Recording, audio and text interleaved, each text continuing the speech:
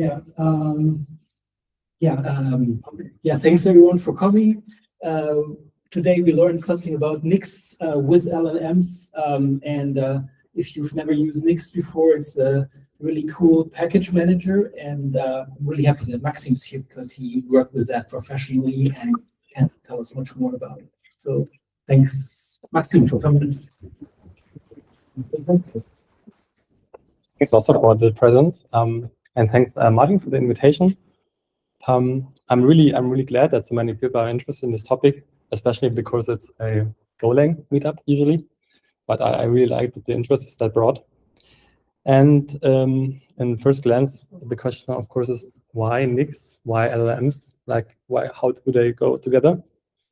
And as I was passionate about Nix even much before, then we used to do everything with LLMs nowadays. I've seen in the past that it's quite hard to convince many people really doing it in practice. So it's quite easy to convince them because it sounds great, all the features, and I will tell some of them. But it was quite a steep learning curve to get there. And I'm sure that with the help of LLMs, it's easier because of two reasons, and why I will tell you. But just one sentence to myself. I'm Maxim. I used to work for Flying Circus in the past, and I was also a research assistant at the Hochschule Merseburg for applied sciences. And now I'm trying to make the AI thing for a living as a freelancer, and I'm still looking for other people to join the party. And at the end, there will be also a small advertisement. So let's go. So the first thing, what I think with LLMs is that many people are focusing on outcomes. So how to prompt better for having better code, maybe even some practices, or how to control the LLM better. But what often really is not looked at so much is that we should also not forget about ourselves, because we are the people who are supposed to work with the tools, especially how in times when they change. And so I'm of the opinion that we should really think hard and do a lot of experiments with LLMs, how to improve ourselves better with them. So really challenge ourselves, try to max them out to a certain point. And because I've also seen many people who start quite competently inserting some prompts and getting some results, but after a while, it's getting harder and harder for them to control the system, the situation, the context window, and then they kind of give up. So, and then you have this kind of AI fatigue, or this feeling of, okay, I don't know anymore, just do it, you know? You start like you have quite a clear picture of what you want to achieve, and after a while, you don't remember what you wanted to do in the first place. And this symptom, I think, is quite familiar, I think, for many of you. And this hints to that thing that we should really use it as a learning tool and not providing the answers, but quizzing ourselves and so forth. And that's what motivated me to bring this as a topic, because I myself, like I said, I was at a university, and I really like to teach to students, especially for students without a technical background. It was really challenging but interesting. And I learned many things, and that's why I would say I'm this intersection between technology and education. And I really like that these tools now enabling us to teach ourselves in a different way. So, still, what does this have to do with Nix? Nix has, I think, many properties which are interesting for many people, and but it's also a strange beast. It's quite foreign. The syntax is really like ugly for most people, I think, except maybe for Haskell programmers. It's an DSL, of course, right? It has a special purpose. It's not chosen for creating the next, I don't know, Google Chrome. It's it's a DSL with a very, very thoughtful, curated purpose, I think. But it's hard. It looks strange, and it has cool features. And these cool features are that usually, if you think about software distribution, you think about imperative commands, you think about compiler settings, environment variables, and so forth. And people came up with crutches like Docker to kind of, find a kind of a surface where you control it, where you just put everything in a box and think, okay, now I just pin it down and I know it works, so I don't want to be bothered anymore. But we as software developers know that it's actually not a good solution. We know it deep down. And Nix is different. It's trying to transfer this quite imperative approach to something which you can look at quite atomically. It's reproducible, and it's declarative. And it's also not only declarative, which is kind of chic today, but it really helps, and we will see it later for agentic engineers. So, and what is also why it's a cool example is it's different. So, meaning different means in this context, for a learning context, for many people, it's not that something that they're so familiar, so they have to challenge themselves, their understanding, what they are already familiar with, to really tackle it. And so it's a cool solution for many problems, but also the perfect learning target at the same time. And that's why I wanted to talk about it today. And many people don't know that it runs natively on many platforms.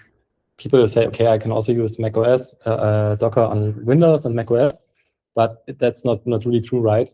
It's running an embedded Linux of some sorts, and then it just, the CLI is wired to the inbuilt Linux system, and it feels like it's native, but in the end it isn't. But Nix does run on Mac or on any, I think, POSIX compatible OSs natively. So, for instance, I'm running it on kind of almost every operating system I own, also on this Mac, and you can really go quite far, which is quite impressive. So, what is next? Just to have a base level. Like we said, it's many things. It's a language and it's a package manager, and I think that was a big mistake to name it in the same with the same name, especially also in German. And this word game is also not helping. This Nix is really like it's a language, but also the interpreter and the package manager. And on top of that, we have many projects like NixOS, Nix Darwin, Home Manager. I don't know. It's a really huge ecosystem with a lot of scattered documentation. And I think LLM can also be handy in this regard. So what are the features? As those installations are atomic, you can have many installations of the same packages as variations side by side, so they don't crash each other, so to speak. You can have, for instance, if you have a new system, or you reinstall your system, but you saved all your Nix configuration, you can reproduce the same system in kind of, I don't know, short time, except of course for the data. So if you have some, I don't know, database servers or something else, you have to care for that additionally. But in general, you can just really copy the Nix expression setting, and then the other system is kind of a carbon copy, especially because like in a package JSON or I think cargo log, you pin down everything to a hash. So it's not about the same, it is the same. So, and of course, what also is a quite handy feature is easy rollbacks. I can go back and forth.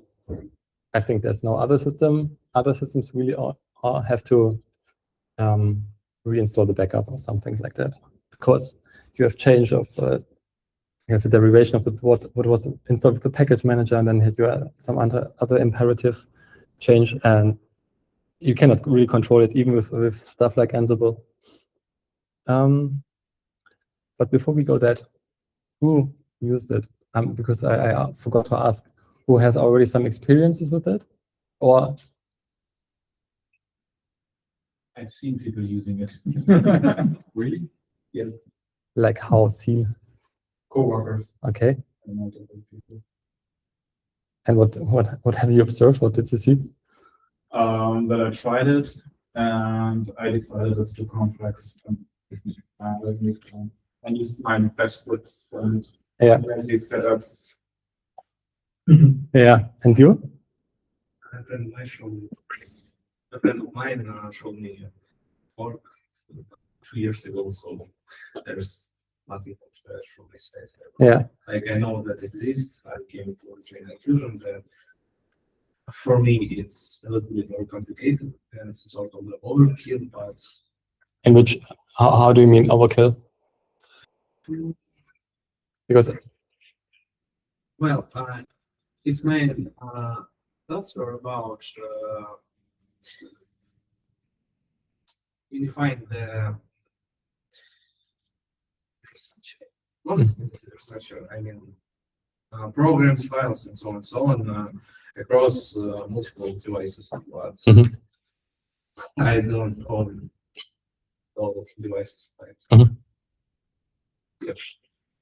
has anybody used any different or similar technologies to solve similar issues?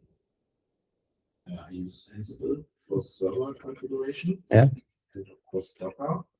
And I'm not getting the word, but Python has this pip environment, as it's called. Yeah. And Which I assume that it's something similar. No, it's quite different.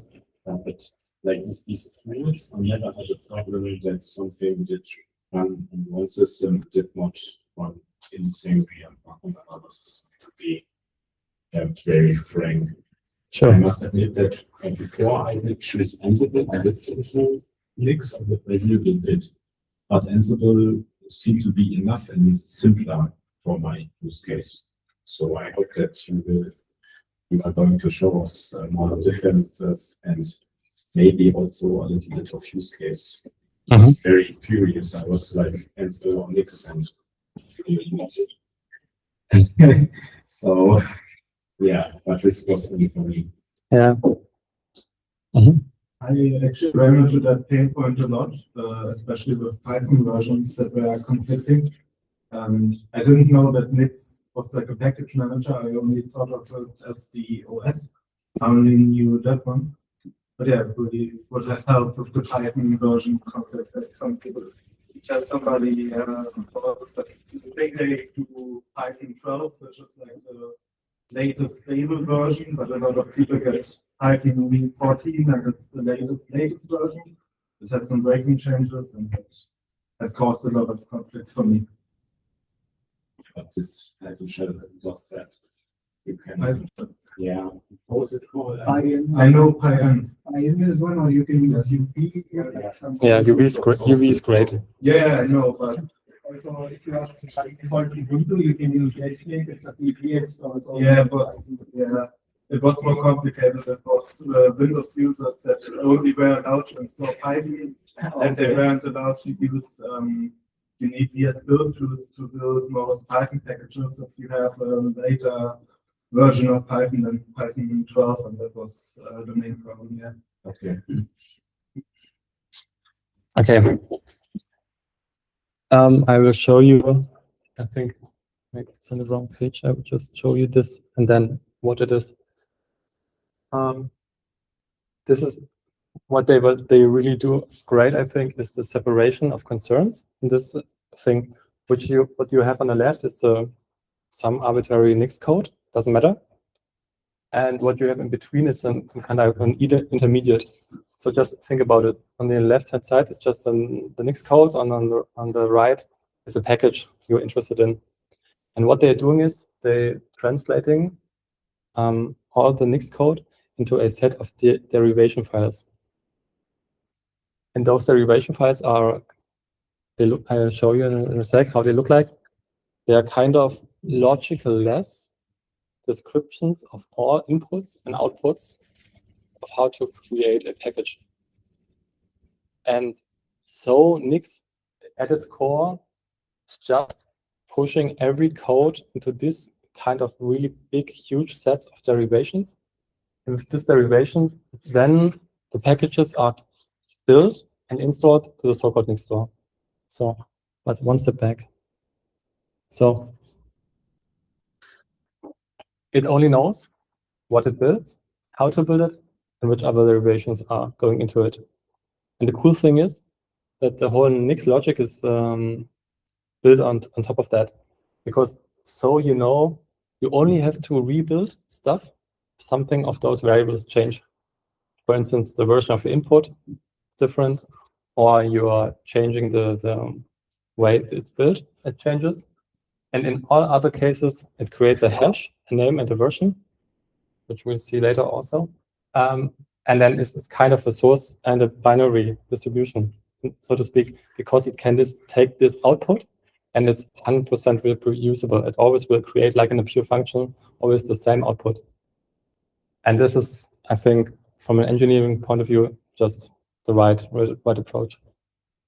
But the implications are huge, because we don't install anything any longer under user local. We don't install any longer under tilde.local bin or whatever. We have this special place, this Nix store, which is read-only and can also only be changed by the Nix daemon. And I will show you how such a derivation looks like. Because there's a cool trick how you can kind of make it syntax highlighting, because it's compatible with Python syntax. Oh, of course. I have to change this.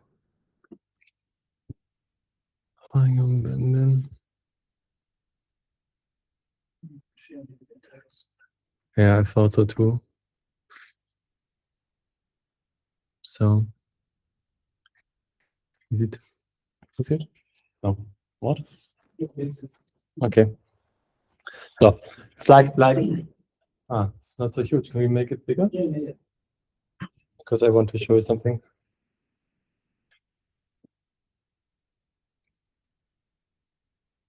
You see, I named it the relation pi because it's compatible with syntax of Python.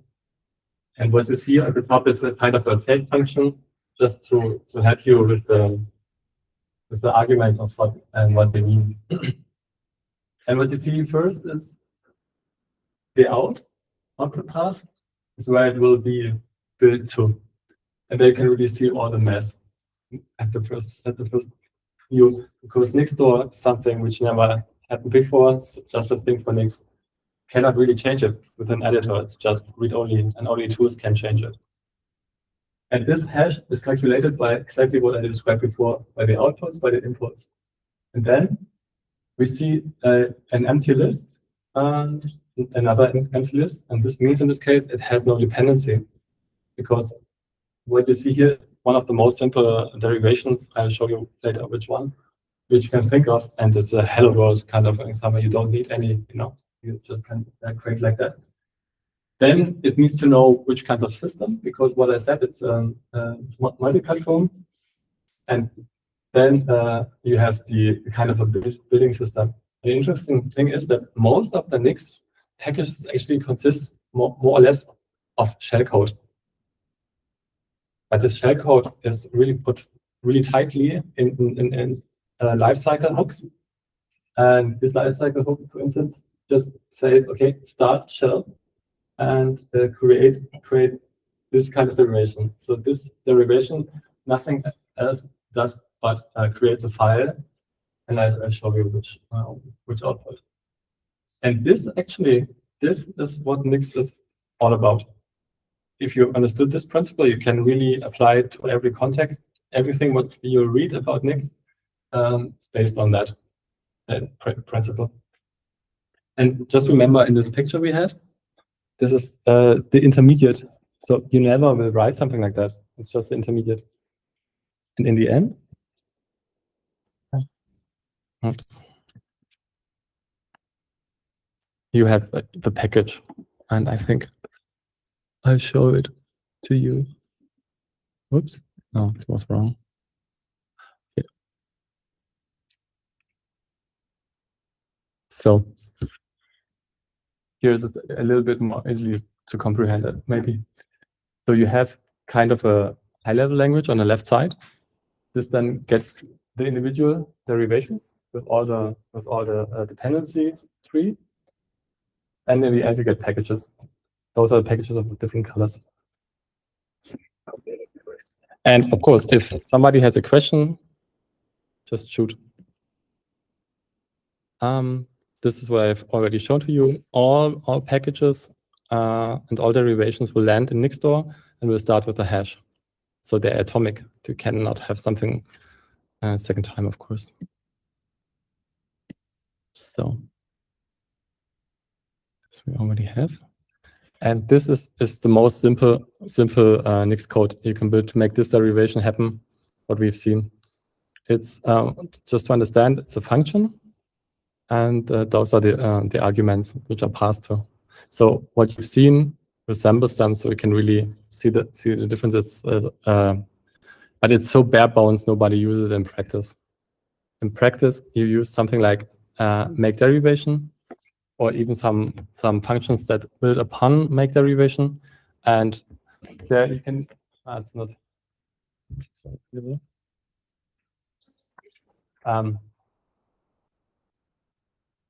but this is really if you want to package something yourself, right? You have then the name and the source, of course, and you can also have the difference between a runtime and a build time dependency. Like package config is only used if you compile something, of course, but flamepack is also used if you run the system. That's hence the difference. And what you can do then is you have those different life cycles, what I was talking about, and those are really only shell. So if you already have an understanding of how to build something, it's quite similar. The only thing what changed is that you don't make something like configure make like install. If people remember this those friends, it's just you have to accept this as a kind of a contract. Everything is expressed in this way. And this is also only relevant if you build something new, which is not already in the Nix packages tree. So now, before that, I want to I think show you something how to translate that.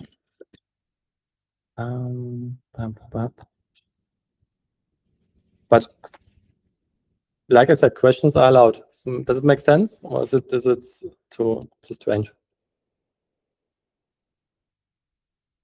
Next bit, my army PVD simple.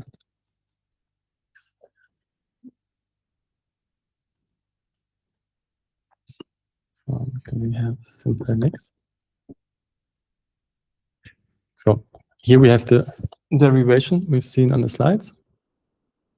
And in difference to the system before, I had to change the system, of course, because this is a Darwin. So they call the operating system internally. They don't call it macOS, but Darwin. I don't know why. Somebody does it. Doesn't know why macOS is called Darwin internally? No. Okay. And what you do?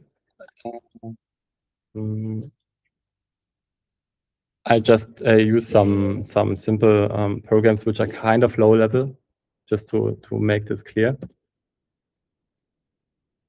The first step is what you have seen in the graphic. Is this translation of the derivation to this derivation format. Oh. You see, this is what I've shown you before, and to build it, which is maybe more interesting.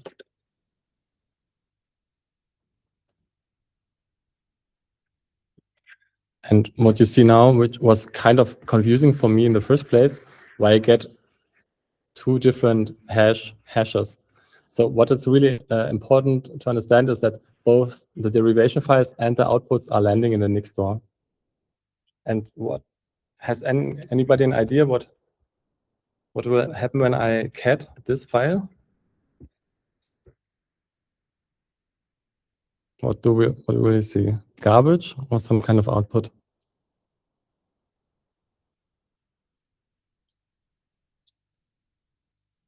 Hello? Exactly.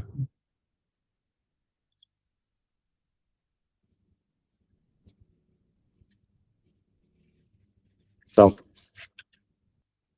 and now the turn to the LLMs.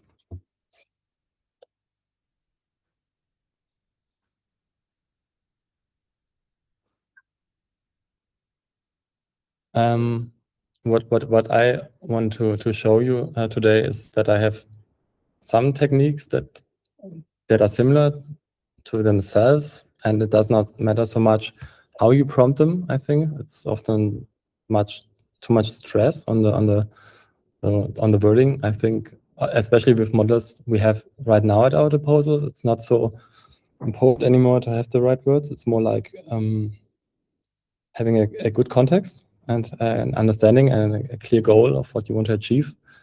That's why I'm showing my prompts more like an example, but I can also show the or can share them afterwards if somebody's interested. And this first technique, which I think is really cool, is if you have something like a Nix, or you can do whatever else which is not familiar to you, you can try to map this language to the understanding you already have. For instance, if you're a Go developer, you can say the LLM translate it to Go structures or whatever language you are familiar with. So this is the first technique, is just take some kind of code and map it to a language you're familiar with. So, and I want to show you something which is a little bit more demanding, which is more looking like a typical Nix expression in Nix packages. Just as a side note, Nix packages nowadays is much bigger than Debian or Arch Linux with AUR. So they're the leading distribution in having packages. And I think it's not by coincidence, and I don't think it's because they have the biggest community. It's because I think at a certain point, this way of declarative approach just scales much better, and it's much easier to add new packages. So we have, for instance, met the basics. We know some basic terms, like for example, the one I introduced. And now I'm interested in how this hello Nix, it's just a test file basically for the Java compiler, which I think is really funny. And I really want to understand how it works, right? But I'm not familiar enough with this. Then I can start. It looks much better if it's like this. I want to understand. I want to map it out. I have prepared. I think it's sudo. Did you wrote the tool? This one? Yes. No, it's this famous Pi harness, but I'm using it a lot, and I've also written a lot of extensions at this moment. I can really recommend this tool. It's really like fun and simple and minimalistic, and I think it's much easier to change and play with it in comparison to even open code. What else is there which you can change? What else is what are you guys using as a harness? I'm really interested. Just Pi, Claude. Okay. Sometimes GitHub's CLI. How's it called? Okay. Somebody. The others? Kilo, open code, Pi. But I feel like Pi is the best because it feels like the Vim version of Kind of, yeah. Because everything is extensible. Yeah. And the cool thing is it also makes it easy to change it because all the documentation is in the system prompt. So and the SDK is just perfect. It's so cool. It's like Firefox add-ons, kind of. Okay, I have also some interesting add-ons. Maybe we'll talk about it later on. Okay, I have this prompt, and this prompt is about translate this expression in a structured sketch in pseudocode. And I often made this observation that the models don't like that. They don't like to be limited in a sense that they should avoid providing the solution to a problem. I'm not sure why, but I think something in a training phase must have really be forced to bring a solution for whatever, no matter what. Hence, you have to really work, I think, a lot of time with the rules. I mean, they follow the rules, but you have to be really explicit in this regard. And that's why you often see in my prompts that the rules are longer than what I actually want. So it's like it is nowadays. And then what I do is just, and in this case, I just take the prompt. We name this hello because at least I thought so. Okay, go back. Next packages.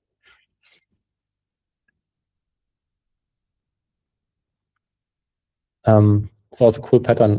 You can, if you have such big monorepos like mixed package, you can just go with your harness to the source code, to the source of the truth actually, and you don't need so many guides or something else anymore. Just go with the code there and work with the original code, because often it's the best place, and there's many documentation in line, and everything else gets outdated, right? And this is what you're working with.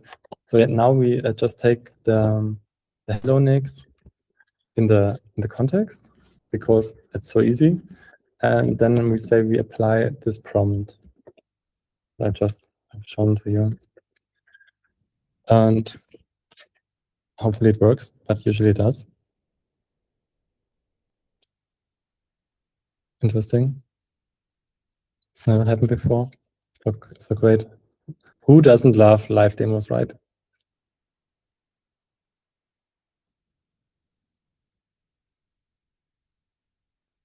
There's it. I found it. Okay.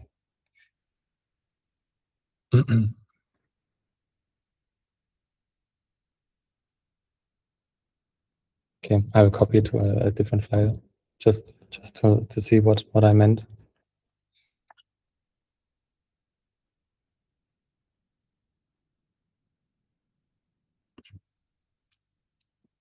Because I put it next to the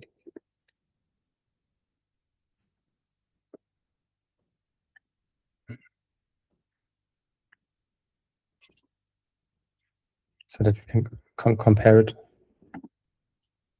Okay.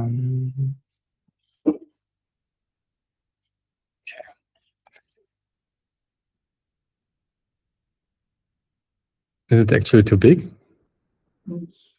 Yeah. Okay. What I really like is here's where actually the work really starts in terms of learning, because now you make this special step that you ask them how to map it, and then you can see, okay, it's a top level function, and then can you understand, okay, if this is a function, there must be parameter, and this is actually what we are shown in the next lines, and then you understand, okay, if these are the parameters, then this must be the way a function is starting, right? To pass parameters. And so you can work through it with time. And also what's interesting, you can understand the lingo. And there you can then, you need, of course, a node system of sorts, where you just then take them and Google them or work with the LLM on the different terms. And I think, at least in my case, for me, it's much easier to make this transfer understanding when I have it side by side with those shape of the output I have in my mind, because I know best in which way my brain is picking things up. So this can also only be an example for everyone in the room, because everybody's a little bit different, needs different outputs, needs different learning materials. But I think to have this idea, and I think that's why it can be important, that you can use it as a step to make the steps in between this final eureka moment where you understand it and where it makes like that, and the original problem, you can use the tools to help it.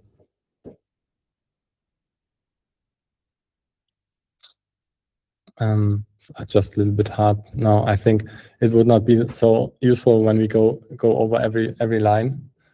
I think it's easier than if you play with that on your own.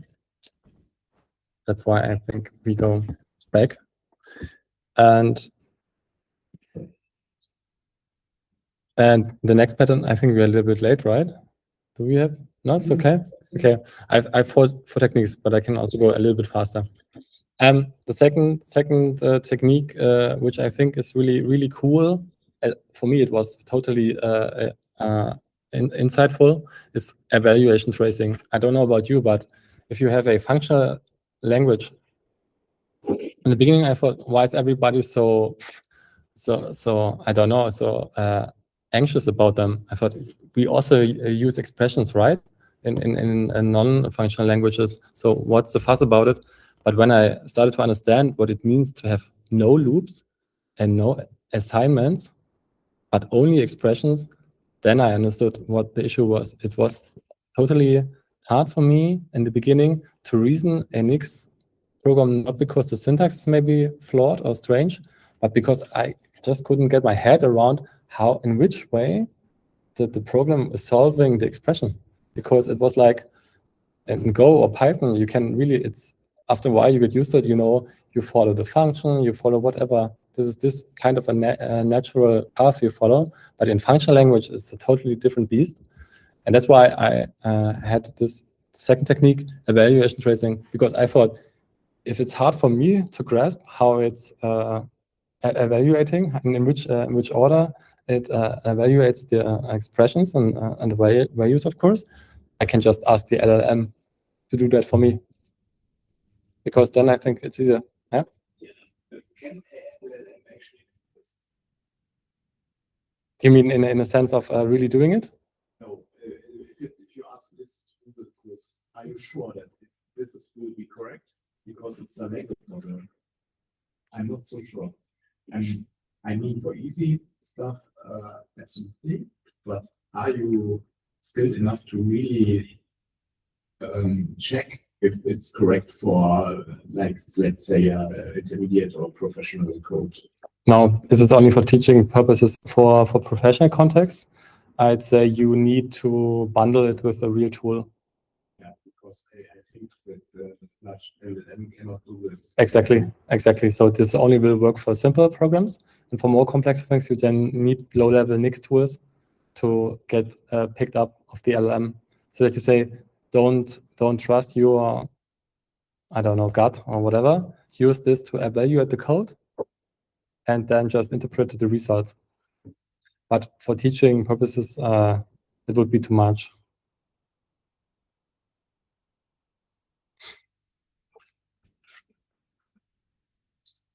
Okay, so I show you this one as well.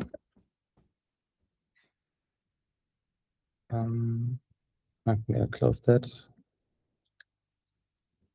Second trace.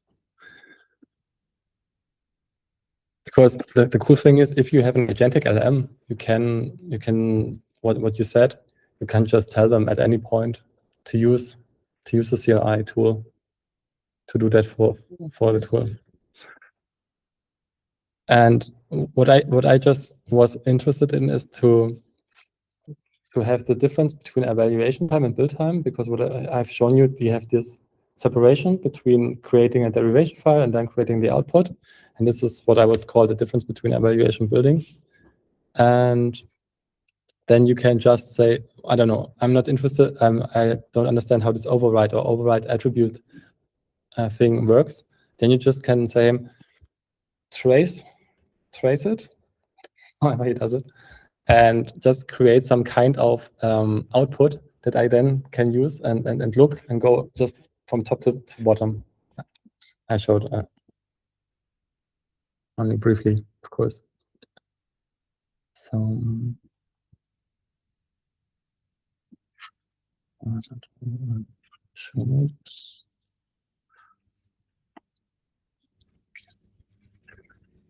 back to our friend. So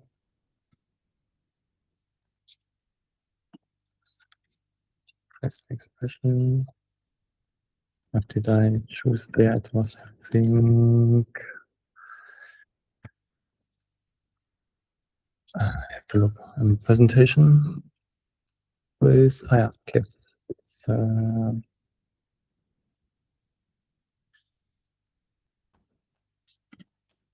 package next, and this is level. It's the same. I just provide the context. This is what we have to do as a, I don't know, a harness operator, and then provide the task, what he's doing, what he's supposed to do, or it. And then we look how this format looks like. And I think I would really like to invite you to be really creative and think about yourself, which kind of format is helpful to ease the understanding in your case, whatever fits. So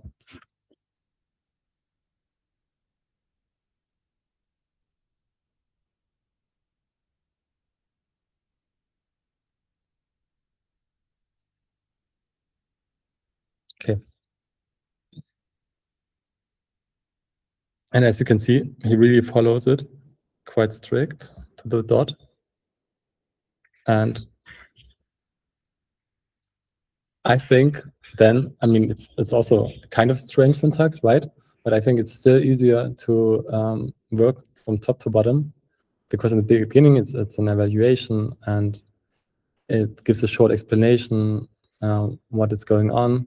And I checked it before. It makes sense for simple examples. And then you can really understand, then you can also, like I did it before, you have this top to bottom list of things he's doing, and you just compare it, and then step by step you train your understanding with that. And this is technique number 2. And this makes this, I think, invisible flow visible. I also think for something like SQL, it could be interesting. It's also something I think it's not so easy to understand the way it works. And the third one is, I think it's not coined by me. Many people, I think, are recommending it nowadays. It's kind of a Socratic approach, where you force the LLM also to not to provide answers at any cost. And it's only for anybody who's not so familiar with the question style of Socrates. He just was known for never providing direct answers, but leading people via asking them, so that in the end they felt that they were coming up with the solutions themselves, but actually they were nudged by him. And what you do there is just, you say, okay, you are a tutor, and a tutor does not give the answers, but is asking sensible questions. And this is what this third question is for.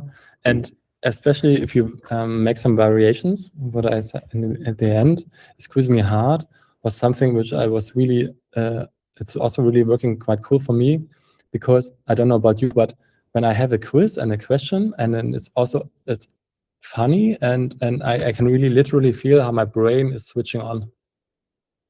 Something really different. I don't know why. And it's like, you don't need this cool fancy platforms, but you can just make yourself a nice time, and you can really prompt it to make it even more difficult every step. And for me, this is really like, then, okay, now I'm here, now I want to understand, and now I know what I really understood and what not. So this technique is really to be recommended from my side. You really should use it, especially if you are, I don't know, have sometimes issues to pick it up just by passively reading material or following some rabbit hole and looking too many videos and you read too many tutorials, and you still have this feeling you're plateauing, you're not really getting it right, but you have to switch it, and then I think it makes much more fun, and then everything accelerates at this point. I just don't show it, I just go to the last one. The called 3 variations. I think this is especially interesting if you are someone who learns from comparing solutions.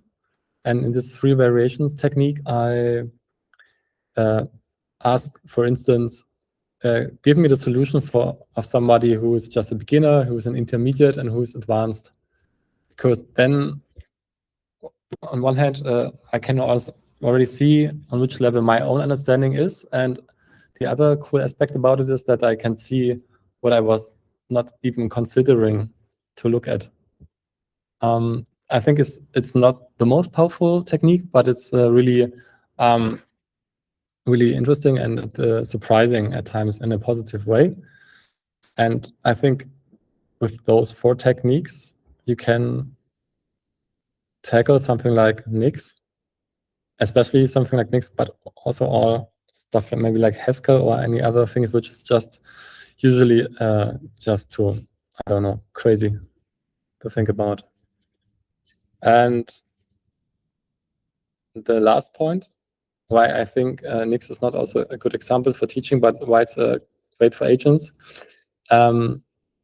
Agents love that it describes the target state. It does not need to follow some commands in a special way, especially if the agent does not know what happened before. Just gets this as it captures what's needed, and then can apply it much more easily. And this makes it easier to work with, and I think also less error prone, even with not so good models. I'm using mostly GPT-5.5 because of the subscription, and a Qwen 3.6 Plus, and I think both are well suited for the case and for the task. Exactly, pure and reproducible. The state doesn't matter. This is also really, really important. I already seen it when I was trying to create some Ansible playbooks with the agent. And of course, they do work most of the times, but they don't take into consideration what happened before. And it's often some confusing for the agent in my book. Then you can use also Nix flag check, something which is helpful because the agent can do changes on the code, and this Nix flag check does just evaluate if the whole expressions, because like I said in the beginning, everything evaluates to one expression in the end, just can test if the whole thing just compiles, so to speak. And so the agent always knows, okay, I made something, maybe it's stupid, but it works. And this is really, really helpful. And of course, it can go back and forth, and it really often saved systems already, in my case, just by rolling back and trying again.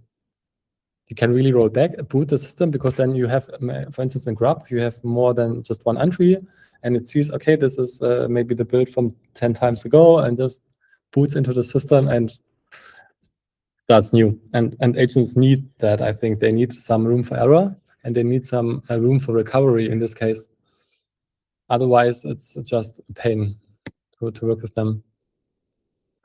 And you can also put everything in one context window, which is also really interesting, especially if you have something like, I don't know, Opus or so.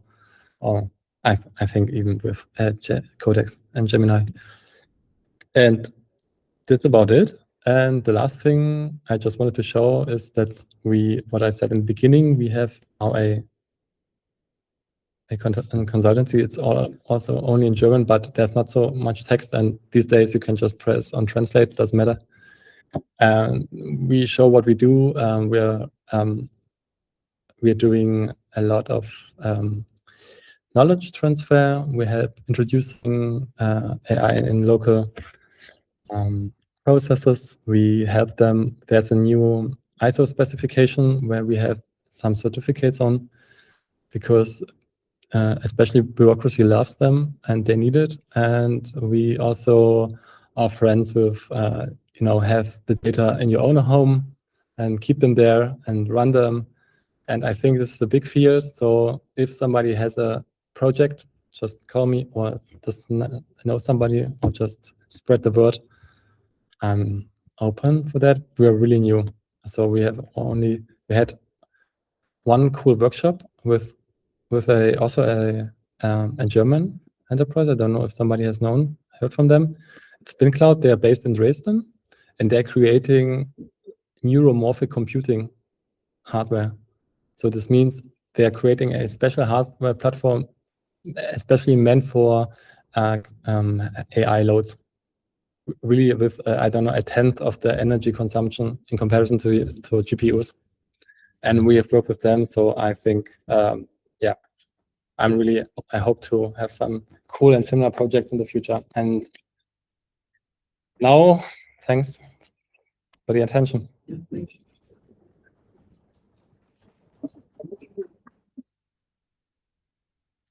Questions? I have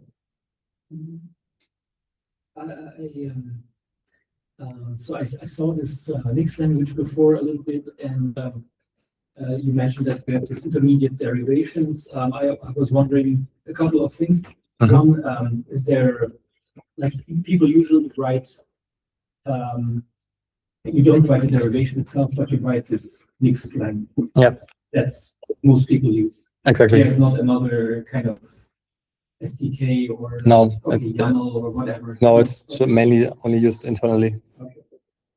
And in one of the slides, you showed something like patch from GitHub. Yeah. And I think this is kind of probably something where some confusion may come from, or like discoverability. Yeah. Because probably the whole Nixlang ecosystem, people discovered patterns and they wrote some function, fetch from GitHub or something like that. Yeah. And there's like hundreds or like tens of thousands of these functions and helpers for something. Maybe there are like 4 or 10 different fetch from GitHub kind of variants. So how do you discover that? How do you, where is it documented if I'm building something up? I was thinking like this could be a pain point. Yeah, sure. Like how do you discover this? Best source, of course, is what I said, is the source of code, of course. But other than that, nowadays, the documentation on nixos.org is much, much better than it used to be. So if you go there, it's also, it's called nixos.org, but all the Nix projects which belong to the NixOS community are also here. If you look, for instance, you see also Nix, the package manager is here. And it's just this typical one-liner to install it. And there you have now this learn section. And there you have this different paths how you can enter it. And you have also a lot of documentation, and actually everything is there, right? But I don't know about you, but I think it's cool to look at, but it's big. But everything is there. So I think the best approaches, what I've observed, is to solve a single isolated problem you have. For instance, what I think is really cool is I'll show you a flake. This is a special Nix derivation for my home lab. And I think I can show you why this is cool. Let's go. And I think because this you can really isolate in every situation. Okay. Not edge proxy.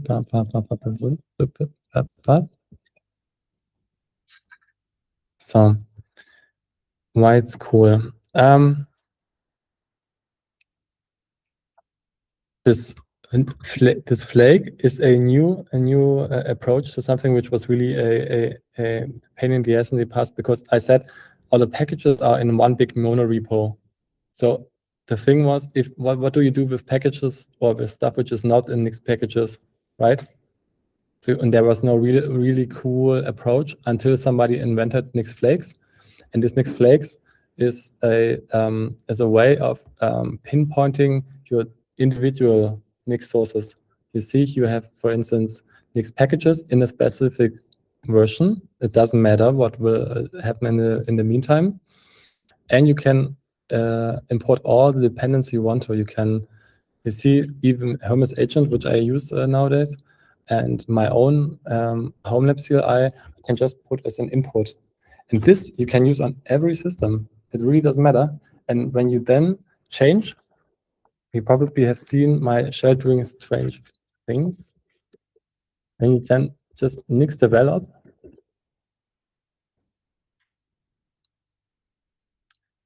This flake will just open, and you have all the dependencies you wrote down in this flake file, in this dev shell. And this is something we can really start. For instance, I don't know, you have a full stack project, and you have different backends. You have, I don't know, a Postgres, and you have some kind of dependencies. It's so easy to write a flake in, I don't know, about 10 minutes, even if you haven't done it before, and then just have every dependency you need as a developer without using Homebrew or something else, or combining. Maybe for Python you have UV. For other things, for Node you have npm, and there you can just unify all the needs, all the dependencies in one file swoop. And this is cool. And I think this is what many developers can bring over to Nix to really prepare nice use cases and have this developer-centric shells ready, and then play with them. Maybe you can also do something more practical in this regard in a later talk. Just more hands-on, so that everybody has laptops and we can just play with it and have some fun. Because I think this brings joy fast.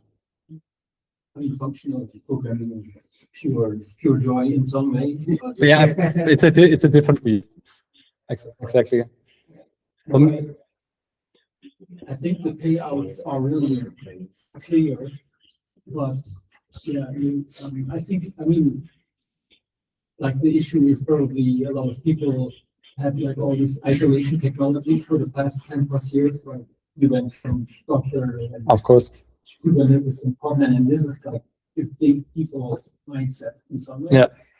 But as you said, like people are just wrapping all kinds of crap into a box and call it a day. And with Nix, you have to probably think through the whole pipeline a little bit.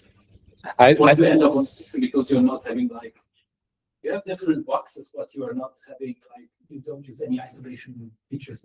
You don't, but you could. For instance, there are also builders for LXC or for Cube. It's called Cube Nix, and there you just can create Docker images with Nix. So, and then they are in some way also pure in the same manner, but they are distributed as Docker compatible containers. Okay, so you could have a Nix-based system, then exactly building a very specified version of exactly. Kubernetes, and then So for me, it's the other way around. I think you can do everything with Nix, and Nix also fits to everything. You can personally, I have to see like more practical how it plays with other components of the system, but this is something I have to try out myself. Yeah. And other questions? How does it address some of the supply chain problems that other ecosystems have? Let's say like now we are seeing with NPM, a lot of packages are like compromised. I'm seeing like a lot of GitHub repositories like this getting held on the sky. Yeah, of course. I think to a certain degree, and it really depends on what you are putting in the inputs, right? I mean, the better question would be like, so I use Fedora, so there is an organization behind. If you don't, let's say, just download random like repositories and install packages from there are some people who are looking behind things and making sure everything is compliant and you don't have any malware in there.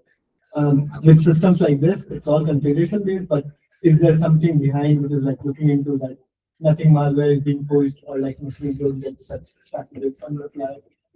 There is, especially the Nix packages repository is really well looked at. I don't know, we have written some security tools already almost 10 years ago. We started with that. And from then on, everything is automated and many vulnerabilities are spotted really early on.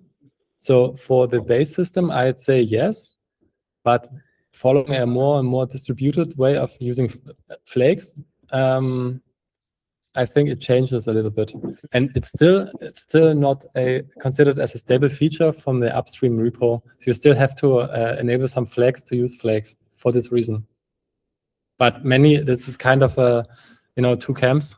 One camp is on the Nix flag side, and the other is more concerned with security issues. But all in all, I think it's a great community. All right. Okay. Then I stop the recording. Yeah.